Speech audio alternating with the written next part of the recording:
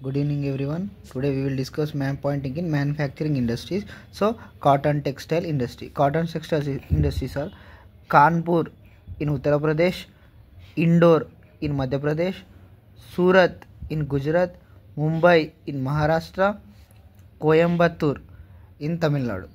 And iron steel industries are Bokaro. So Bokaro and Jamshedpur in Jharkhand. Bokaro and Jamshedpur in Jharkhand. Durgapur in West Bengal, Bhilai in Chhattisgarh, and Salim in Tamil Nadu, Vijayanagar in Andhra Pradesh.